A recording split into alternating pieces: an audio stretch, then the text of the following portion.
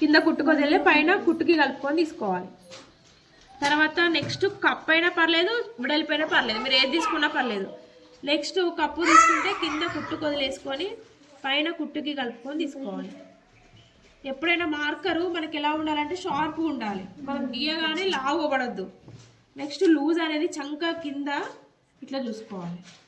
Correct neck point చూసుకోవాలి. Neck point ఎక్కడ ఉంది, ఇక్కడ నుంచి లూజ్ అనేది కుట్టుది ఎక్స్ట్రాది. తర్వాత సైడ్ పొడవు కింద కుట్టుకొదిలేయాలి. కింద కుట్టుకొదిలేసి పైన కుట్టుకి కలుపుకొని తీసుకోవాలి. ఇది సైడ్ పొడవు, ఇది ఎక్స్ట్రాది చూసుకొని గీత గీసుకోవాలి.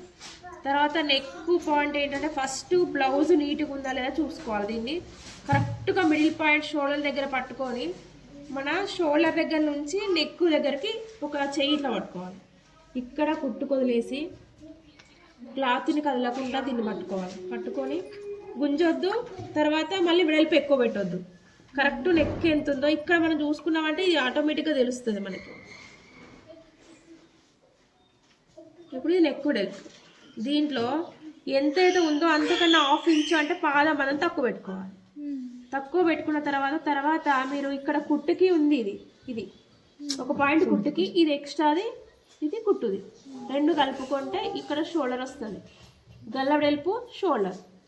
తర్వాత నెక్స్ట్ గల్ల అనే ఇక్కడ చంక అనేది లోతు ఇక్కడ నుంచి ఇక్కడికి పాయింట్ గుర్తుపెట్టుకోవాలి. నెక్స్ట్ దీన్ని తీసేసుకొని స్కేల్ని వాడాలి. ఇప్పుడు వీళ్ళది షోల్డర్ ఎంత వచ్చింది, 5½ వచ్చింది. ఇది 5½ ఎప్పుడైనా కూడా 5½ వస్తుంది వాళ్ళది.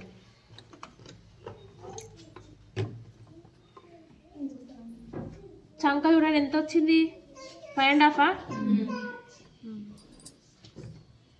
మధ్యలో ఎంత పెట్టాలని చెప్పినా 1 లేదా 1.5. ఇది ఎవరి కొలత, 1.5 వస్తుంది. మధ్యలో 1.5 వస్తుంది. బక్క ఉండలకు 1 ఇంచు వస్తుంది. తర్వాత ఇక్కడ గల్ల వెలుపు చూసుకోవాలి ఎంత ఉంది, 2 ఇంచులు ఉంది కదా.